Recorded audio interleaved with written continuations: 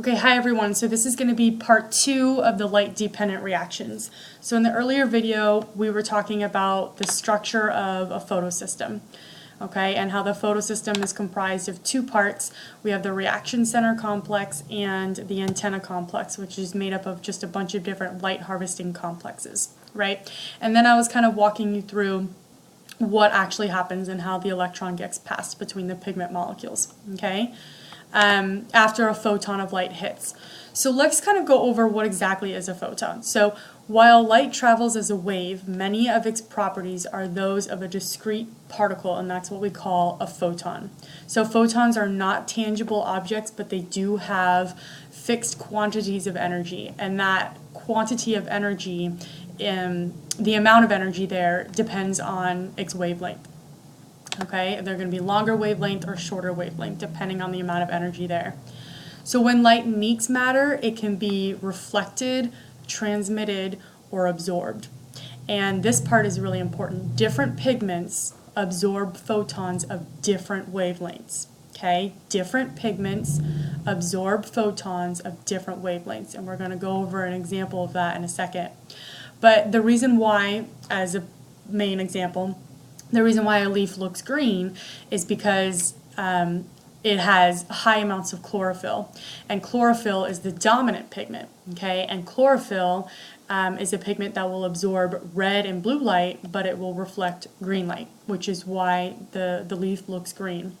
And so this is where I want to address your inquiry labs a little bit. You know, some of you wanted to test the effect of different wavelengths of light on photosynthesis.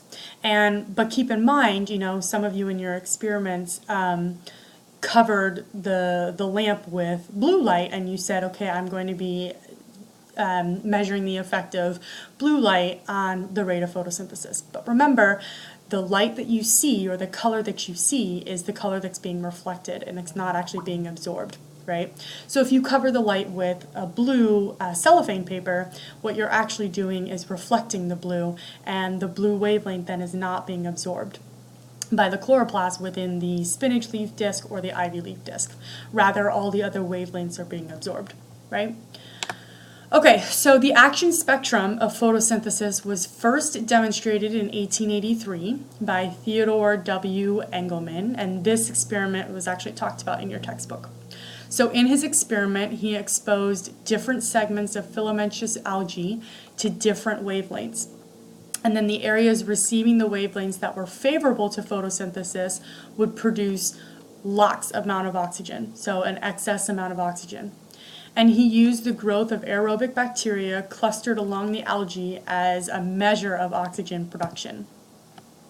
So as a reminder here, so chlorophyll A is the main photosynthetic pigment, and then we also have some other accessory pigments. So one of those accessory pigments is chlorophyll B, and accessory pigments, their main purpose is to either broaden the spectrum used for photosynthesis, which means that, you know, the plant can perform photosynthesis well under more wavelengths, or they can also be used to protect the chlorophyll from being damaged or oxidized in some way. And so that's kind of what the accessory pigment carotenoid does. It will absorb excessive light that would, in other words, damage chlorophyll. So here was his experiment, and in the first part A here, this was the absorption spectra. Okay, so absorption of light by chloroplast pigments over wavelength of light in nanometers.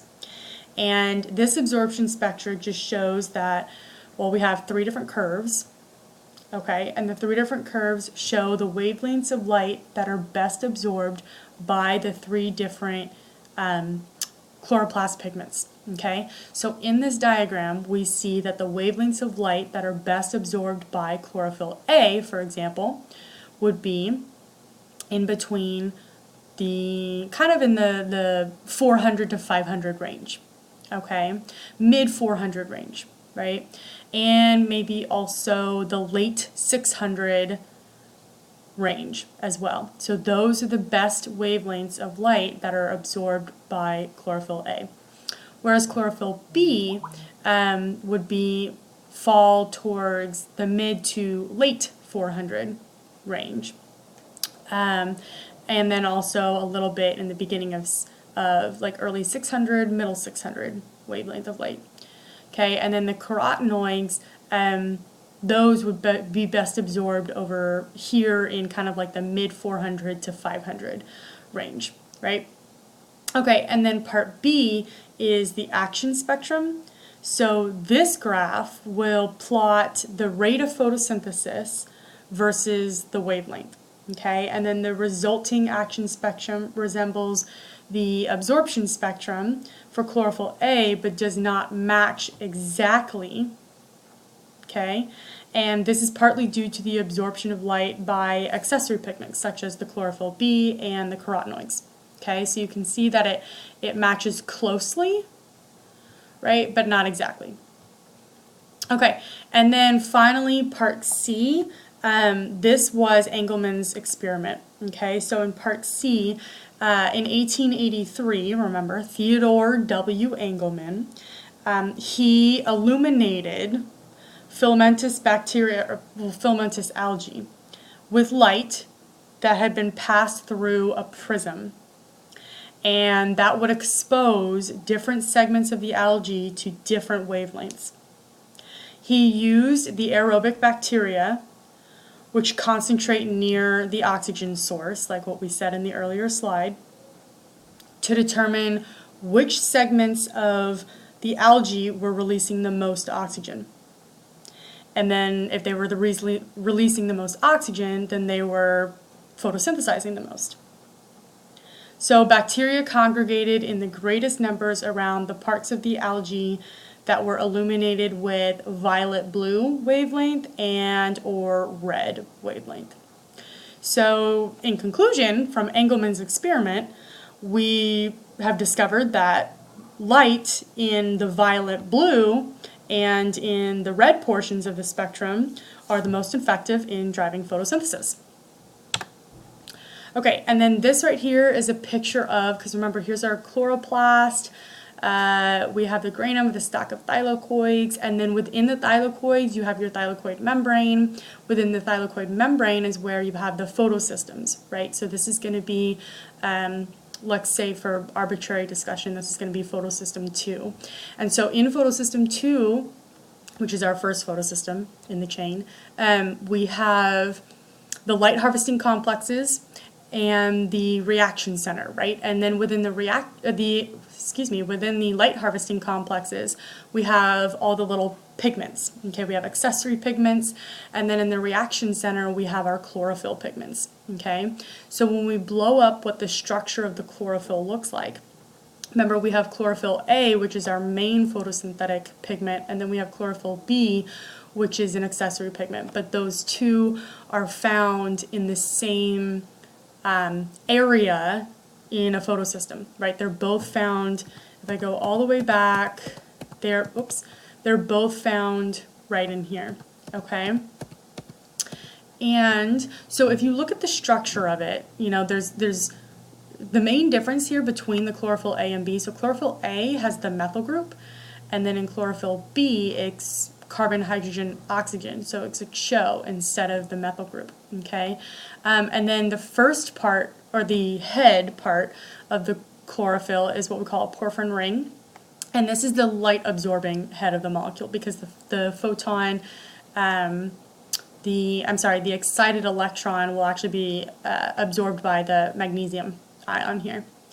And then you have your hydrocarbon tail. Okay, the hydrogens are not shown, but when we talked about organic chemistry, I told you that's pretty common. Sometimes you won't actually see the hydrogens. It's just each of these little branches indicates there's a hydrogen there. Okay. So the important part here is that, I mean, first of all, you want to know that they have this magnesium ion in the center, and that's what actually donates the excited electron. But then you also want to realize that, you know, this slight little difference between chlorophyll A and chlorophyll B, that they're only differ only in one of the functional groups, and that's it. Okay. So excitation of chlorophyll by light. What actually happens when the chlorophyll or the other pigments absorb light?